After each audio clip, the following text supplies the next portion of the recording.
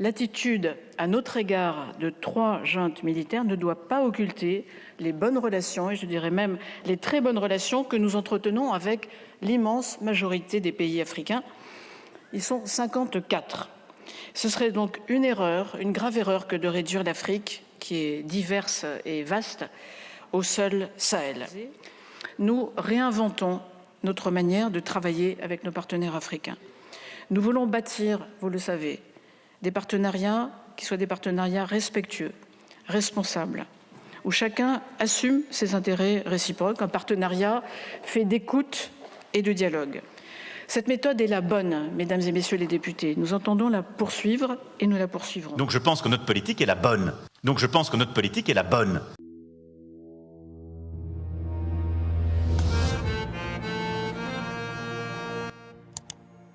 Salut, cher ami, j'espère que tu vas très, très bien. Nous allons encore, à travers ce discours de Madame la ministre des Affaires étrangères de la France, devant en tout cas les députés à l'Assemblée nationale. Donc, il y a une semaine, donc, la question était voilà, l'état de la relation de la France avec l'Afrique. Et nous allons écouter, même si je sais que ce n'est pas évident, hein, ce n'est pas du tout évident de les écouter, tellement qu'il y a des propos qui blessent, des propos qui voilà, donc en tout cas, je te laisserai qualifier comment tu juges voilà, ces propos. Mais il est important quand même d'écouter. Il a quand même dit des choses qui doivent être relativisées. Et je pense que si nous voulons être excellents dans tout ce que nous faisons, il faut toujours voilà, s'inspirer de ce qui se fait et surtout de voir les erreurs. Ce qui est grave, comme je l'ai mis en introduction, d'accord, elle répète la même chose que son patron. Donc, la politique française est la bonne. La démarche française est la bonne. C'est déjà une grave erreur lorsque tu crois que ce que tu fais est la bonne. D'accord? Donc, ça peut être une approche et dans l'humilité, tu peux considérer qu'il peut y avoir des erreurs, des rajustements. Mais dès le départ, tu considères que tout ce que toi tu penses, c'est ce qui est bon. C'est déjà grave. Bon, on ne va pas trop commenter dès le départ. Je te laisse écouter d'abord ce qu'il a dit. Ce qu'elle a dit, parce qu'au début, voilà, c'est vrai qu'elle dit que l'Afrique ne peut pas être résumée au Sahel et donc il faut d'abord présenter le beau tableau de tout ce que la France réussit avec d'autres partenaires.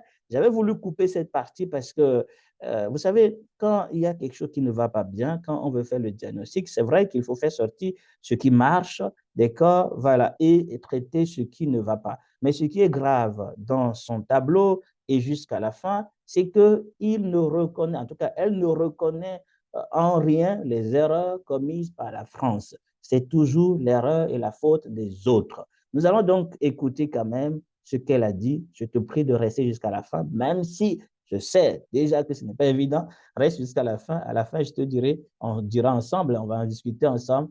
Voilà ce qu'on pense, en tout cas ce que nous pouvons tirer comme leçon. Ce qui est essentiel, c'est ça. Quelles leçons nous tirons lorsque nous voulons donc bien évidemment atteindre une excellence? Que devons-nous faire? Quelles dispositions devons prendre quand les choses vont mal? Est-ce qu'il conviendrait de chercher à, j'allais dire, voilà, essayer de cacher le mauvais côté pour mettre en avant le bon côté, ce qui réussit? Moi, je pense que des fois, il est très important d'oublier même des fois des réussites et de s'asseoir sur les échecs pour dire, mais qu'est-ce qui n'a pas marché? Parce que lorsqu'on regarde les réussites, on minimise la gravité des échecs. Le fait qu'elles disent, par exemple, que bon, l'Afrique ne peut pas résumer aux 3 pays du Sahel, c'est une manière de négliger la gravité de ce qui s'est passé et se passe donc avec les 3 pays. Lorsque vous avez donc des partenaires, vous avez plusieurs partenaires et qu'avec certains partenaires, ça ne marche pas, la chance ou plutôt la probabilité que cela impacte les autres partenaires est très élevée. Et donc, ce qui est important, c'est de diagnostiquer qu'est-ce qui n'a pas marché, reconnaître ses erreurs pour prendre les bonnes résolutions afin de corriger ces erreurs pour ne pas donc aggraver la situation avec d'autres partenaires. Bon, j'ai voulu te laisser écouter ce qu'elle a dit, mais ça me tenait à cœur de préciser encore cela. On va quand même l'écouter, ensuite on en discute. N'oublie pas, fais ceci, aime cette vidéo, non pas peut-être parce que tu aimes ses propos, mais parce que nous partageons ici des réflexions autour de ce qui se passe dans le but de nous amener donc à nous développer et je crois que tu en tires sûrement des instructions. Si tu n'es pas encore abonné, abonne-toi, aime cette vidéo, partage-la. On écoute Madame la ministre des Affaires étrangères, ensuite nous en discutons. N'oublie surtout pas, avant de partir, ton avis en commentaire vivement sollicité. Présidente, Allons-y, cher Mesdames et ami. Messieurs les députés, il est important de pouvoir débattre dans cet hémicycle des relations que la France entretient avec les pays d'Afrique. Il s'agit d'une priorité de notre politique étrangère et il est donc légitime d'y associer pleinement la représentation nationale. Tout aussi légitimes sont les questionnements qu'ont pu susciter les différentes crises qui se sont succédées au Sahel. Je reviendrai plus en détail tout à l'heure sur notre action depuis 10 ans concernant cette zone, mais je veux d'abord insister sur un point essentiel. L'attitude à notre égard de 3 juntes militaires ne doit pas occulter les bonnes relations, et je dirais même les très bonnes relations que nous entretenons avec l'immense majorité des pays africains. Ils sont 54. Ce serait donc une erreur, une grave erreur que de réduire l'Afrique, qui est diverse et vaste, au seul Sahel. Je commencerai donc par ce qui concerne la grande majorité de nos relations avec les pays africains et donc par ce qui va bien. Car sous l'impulsion constante du président de la République, nous avons voulu renouveler notre politique à l'égard du continent africain et ce renouvellement porte ses fruits. Vous vous demanderez peut-être, mesdames et messieurs les députés, pour quelles raisons l'Afrique constitue l'une des grandes priorités de notre diplomatie. La réponse part d'un constat simple. L'Afrique est un continent qui émerge sur le plan économique, sur le plan diplomatique, sur le plan démographique, bien sûr, avec une population de plus d'1 milliard d'habitants, en passe de doubler d'ici 2050 et de quadrupler d'ici 2100, pour aller jusqu'à représenter le quart environ de la population mondiale. Dans les années à venir, elle va compter de plus en plus dans les grands équilibres du monde, dans la croissance mondiale, dans la création, dans l'innovation. Et c'est aussi en Afrique que se joue l'avenir de la francophonie. L'Afrique, c'est aussi le continent où vivent plus d'1 million de Français dans nos régions et départements de Mayotte et de La Réunion, sans oublier nos 130 000 compatriotes qui résident dans des pays d'Afrique subsaharienne. Parce que nous avons besoin de nos partenaires africains pour résoudre les grands défis qui nous attendent, pour la paix, pour la sécurité, pour l'adaptation au changement climatique, il est indispensable que la France noue des relations solides, confiantes, avec les gouvernements et avec les sociétés africaines. Il y a encore quelques années, notre dialogue se limitait trop aux crises régionales qui affectaient l'Afrique. Aujourd'hui, nous entretenons un dialogue étroit et exigeant aussi sur l'ensemble de nos sujets d'intérêt commun. La guerre en Ukraine, le climat, les forêts, la réforme de la gouvernance mondiale. Et c'est exactement ce que nous avons fait en juin dernier à Paris lors du sommet pour un nouveau pacte financier mondial auquel ont participé notamment 20 chefs d'État africains. Pour autant, la France est toujours aussi engagée pour aider à résoudre les crises du continent en soutien aux organisations régionales. Je pense en particulier aux terribles conflits dans l'est de la RDC ou au Soudan, où nous restons en contact avec les 2 camps pour faciliter un processus de paix durable. Et je l'ai fait encore, par exemple, hier avec mon homologue de RDC et ce matin avec celui du Rwanda, compte tenu de la remontée des tensions dans l'est de la RDC. La France accompagne également le processus de sortie de crise en Éthiopie, par exemple, où je me suis rendue en janvier dernier avec mon homologue allemande, Annalena Baerbock. Et nous pouvons également être fiers du chemin qui a été parcouru avec le Rwanda, grâce à un travail de mémoire honnête et un engagement diplomatique volontariste qui nous ont permis de relancer nos partenariats bilatéraux. Mesdames et messieurs les députés, notre diplomatie a un objectif principal en Afrique. C'est que la France soit un partenaire crédible, compétitif et également attractif, aussi bien pour les acteurs économiques que pour les étudiants, les artistes, les créateurs et en général pour l'ensemble des sociétés civiles. Car il faut le dire et le répéter, nos entreprises sont compétitives en Afrique. Elles le prouvent chaque jour. La France est aujourd'hui le 2e investisseur étranger en Afrique. En 15 ans, le nombre de filiales d'entreprises françaises en Afrique a doublé, de même que nos investissements. Nous aidons nos start-up, nos PME et les entrepreneurs de la diaspora à investir sur le continent en finançant leurs projets ou en facilitant leur accès au marché africain. Un exemple, et un seul, j'étais il y a 2 ou 3 semaines au Nigeria, dans cet immense pays de plus de 216 millions d'habitants, qui sera le 3e pays le plus peuplé au monde en 2050, nous avons doublé nos investissements en 10 ans. J'ai bien conscience que ce constat et ces faits vont à rebours de bien des idées reçues. Les réflexes pavloviens, les images d'Épinal ont un point commun. Elles voudraient nous faire croire que tout va forcément mal en Afrique et que la France est forcément à la traîne. Et pourtant, il faut bien se rendre compte que nos jeunesses, en particulier, qu'elles soient françaises ou africaines, s'intéressent à tout ce qui permettra de rendre le monde de demain plus juste, plus vivable, plus durable, et à tous les partenariats qui peuvent y contribuer. Elles ont raison, et c'est pour elles que nous travaillons.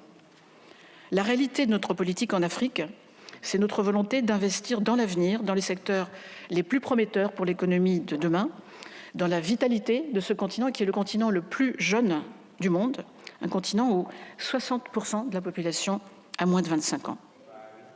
À cet égard, la priorité donnée aux industries culturelles et créatives est exemplaire, depuis la bande dessinée jusqu'aux jeux vidéo, en passant par la production audiovisuelle, par le e-sport ou par les univers immersifs. Ces industries sont porteuses à la fois de croissance économique, d'émancipation individuelle et de renouvellement de nos imaginaires.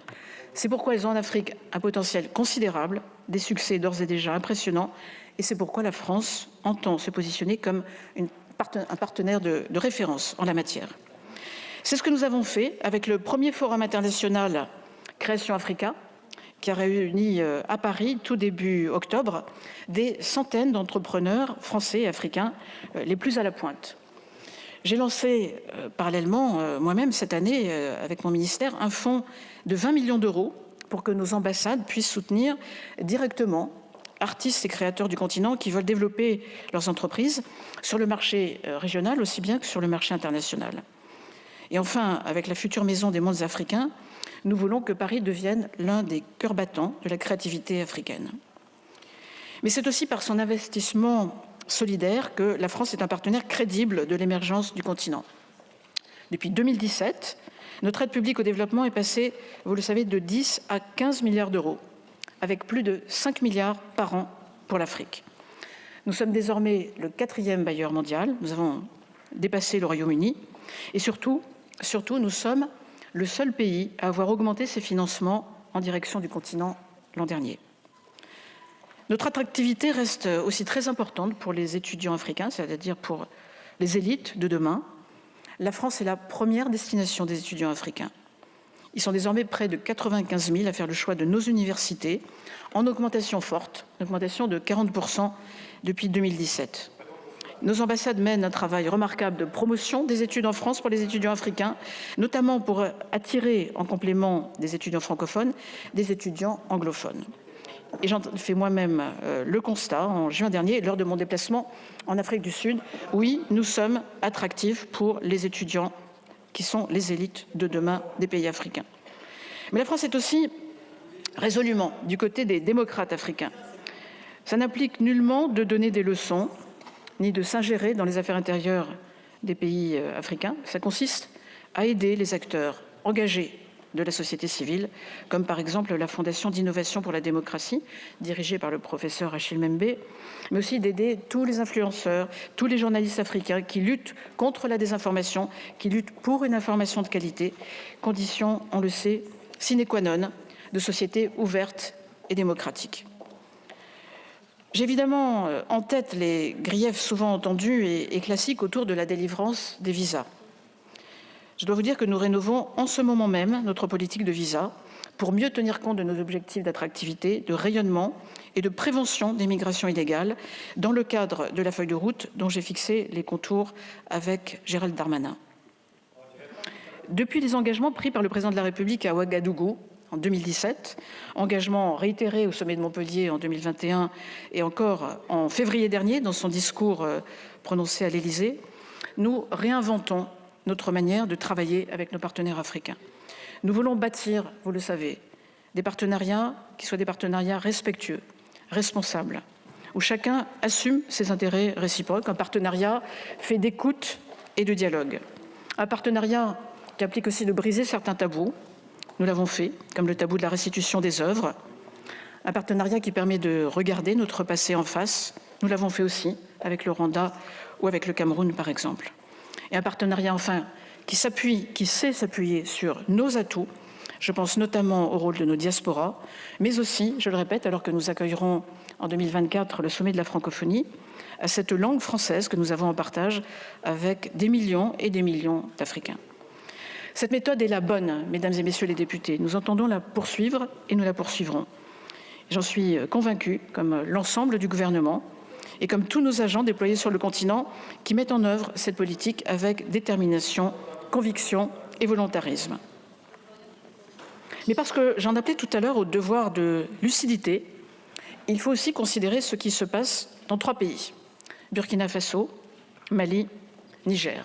Et j'insiste, 3 pays sur 54, mais 3 pays quand même et 3 relations complexes sur lesquelles je voudrais maintenant revenir. Depuis 10 ans, notre pays a consenti de très importants efforts sur le plan militaire, financier, politique, diplomatique, jusqu'au sacrifice de nos soldats. Le ministre des Armées en reparlera. Et je veux, avant lui, s'il m'y autorise, saluer, mais avec vous, mesdames et messieurs les députés, la mémoire des disparus et le courage de nos forces armées. En 2013, merci pour eux. Merci. En 2013, à la demande des autorités du Mali et des pays de la région, le président Hollande a pris la décision courageuse d'engager nos forces armées. Nos militaires ont combattu avec bravoure. Ils ont contribué à éviter que le Mali ne devienne un État terroriste. Et nous pouvons être fiers de ce qui a été accompli à cet égard. Alors j'entends parfois que nous aurions trop investi sur le volet militaire et pas assez investi sur le développement et sur la diplomatie. Et je vous le dis clairement, c'est faux. Notre investissement pour le développement au Sahel depuis 2013, période de référence, a été massif. Ce sont 3,5 milliards d'euros d'aide bilatérale en 10 ans qui ont été apportés, et à 80% sous forme de dons. Entre 2012 et 2022, notre aide annuelle pour le Sahel a doublé. Elle n'a pas diminué, elle n'a pas augmenté, elle a doublé. Alors qu'on ne dise pas qu'on a négligé le volet développement. Et parallèlement, la France a investi un capital diplomatique considérable, à Bruxelles notamment, pour convaincre les Européens de s'impliquer. Tous n'avaient pas la même relation avec les pays africains que nous. Et nous avons eu des résultats concrets avec de l'aide, plus de 7 milliards d'aides européennes au Sahel sur 10 ans, s'ajoutant aux 3,5 milliards d'euros d'aide française pour le Sahel en 10 ans. Avec aussi l'intervention directe, y compris l'intervention militaire, de certains pays européens qui jusqu'ici n'étaient pas intervenus fortement en Afrique. Je veux citer par exemple l'Estonie, ou la République tchèque, dans Takuba, ou encore l'Allemagne, dans la MINUSMA, ou j'ai encore cité l'Alliance Sahel, grâce à laquelle nous avons fédéré 27 bailleurs internationaux qui ont investi dans la région comme jamais auparavant. Efforts diplomatiques européens, efforts diplomatiques auprès de l'ONU également, pour créer, puis chaque année, pour renouveler le mandat de la MINUSMA. Et au moment où, vous le savez, les derniers casques bleus quittent le Mali, dans des conditions extrêmement difficile, et alors que 310 d'entre eux ont perdu la vie depuis 2013 pour cette mission, je veux saluer le travail mené par la mission des Nations Unies. Et enfin, nous n'avons pas ménagé nos efforts non plus pour convaincre les autorités du Mali d'appliquer l'accord d'Alger, améliorer la gouvernance, rétablir les services de l'État sur l'ensemble du territoire. Nous l'avons dit, nous l'avons répété, nous les avons encouragés. Mais s'il y a bien un enseignement à tirer de la crise au Sahel, c'est que la gouvernance est fondamentale. Les partenaires extérieurs peuvent aider, encourager, inciter, mais ils ne peuvent pas se substituer aux autorités locales, ni ne le doivent. Aujourd'hui, les coups d'État survenus au Mali, au Burkina et tout dernièrement au Niger fragilisent tous les efforts consentis depuis 2013. La situation sécuritaire s'est dégradée, la crise humanitaire est dramatique et les violations des libertés se multiplient. Et faire le choix de Wagner, comme l'a fait le Mali, c'est de surcroît faire le choix de la prédation économique et des crimes de guerre. Contrairement à ce que certains voudraient nous faire croire par leur propagande, ces juntes ne sont pas motivées par une volonté de rupture avec la France. Elles sont motivées en réalité par une logique de rupture avec l'ensemble de la communauté internationale. Il faudrait le voir clairement. À commencer par la rupture avec leurs voisins, avec les organisations régionales, avec les Nations Unies. Et ce n'est pas tant la France qui est visée que tout un système international de coopération et de valeurs dont ces régimes s'écartent et qui leur sert de bouc émissaire. Alors oui, mesdames et messieurs les députés, face à de tels régimes, nous ne pouvons pas maintenir nos coopérations comme si de rien n'était. Nous ne pouvons pas poursuivre la lutte antiterroriste avec des putschistes. Nous ne pouvons pas financer des projets de développement qui les entretiennent. Mais bien sûr, nous maintenons notre aide humanitaire pour ne pas faire payer aux populations les comportements de leurs dirigeants du moment. Et contrairement à ce qu'on a pu lire ici ou là, je le redis, monsieur le député Lecoq, nous maintenons nos coopérations avec les sociétés civiles, avec les étudiants, avec les artistes. Et je veux le redire clairement, ils sont toujours les bienvenus en France et surtout au regard de la longue histoire que nous avons avec ces pays, nous tenons à maintenir les liens avec nos sociétés et ils viennent. Aujourd'hui, nous devons, et c'est notre responsabilité, prendre de la hauteur pour regarder la situation en face. Toute la région est déstabilisée. Voilà ce qui se passe. Et alors que notre retrait militaire du Niger marque la fin de 10 années de lutte antiterroriste au Sahel, nous devons maintenant complètement repenser l'architecture de sécurité dans cette région. Nous nous y employons avec les pays africains, avec les partenaires européens, avec le partenaire américain. Mais une chose est sûre, et vous avez entendu le président de la République, vous entendrez également le ministre des Armées, ce n'est plus à la France de porter, seule ou presque seule, la lourde charge de l'action antiterroriste en Afrique de l'Ouest. C'est aux pays de la région de fixer le cap et aux partenaires dont nous sommes de les soutenir. La France prendra sa part, mais elle prendra sa part dans un cadre collectif. Merci, cher ami, d'avoir regardé cette vidéo jusqu'à la fin. Déjà, félicitations, si tu as pu être jusqu'à la fin, tu témoignes donc d'une grande patience parce que ce n'est pas évident. Je suis d'accord que quand on entend des propos pareils, on a envie de quitter la vidéo, ou plutôt voilà, de s'emporter parce que je n'arrive pas à comprendre pourquoi jusqu'à présent. D'accord, ce discours que tu viens d'entendre date, il n'y a même pas une semaine, hein, d'environ une semaine.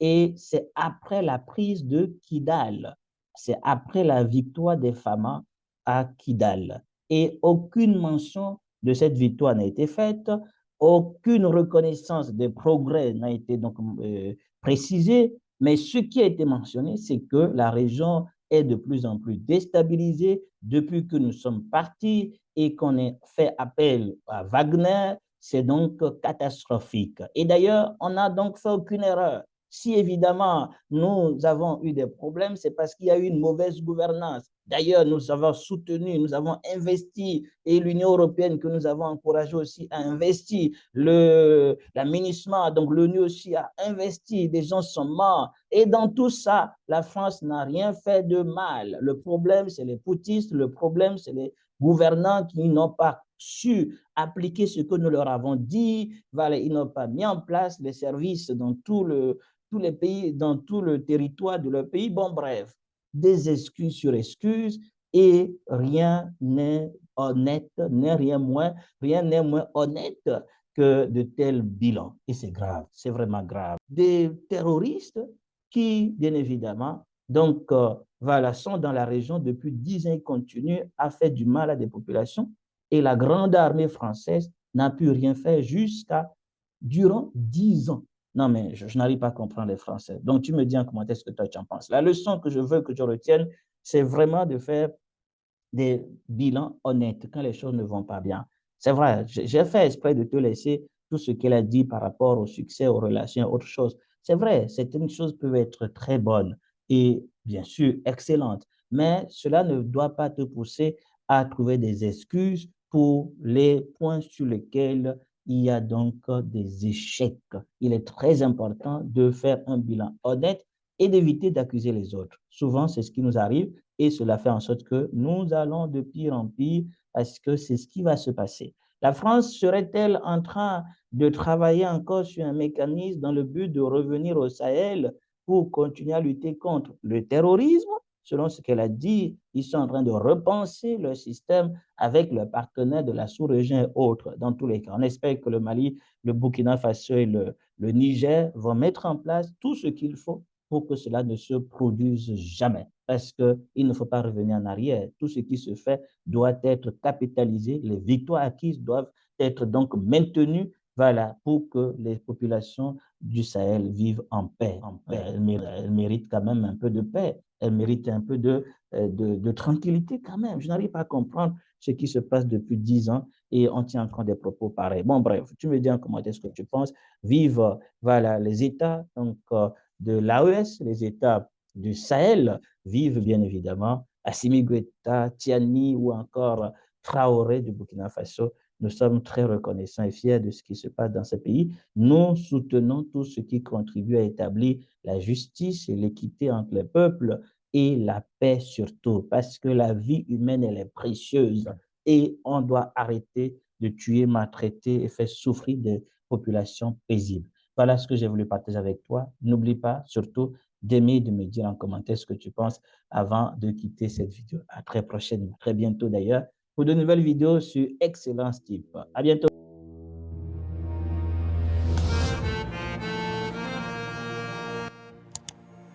Bonjour cher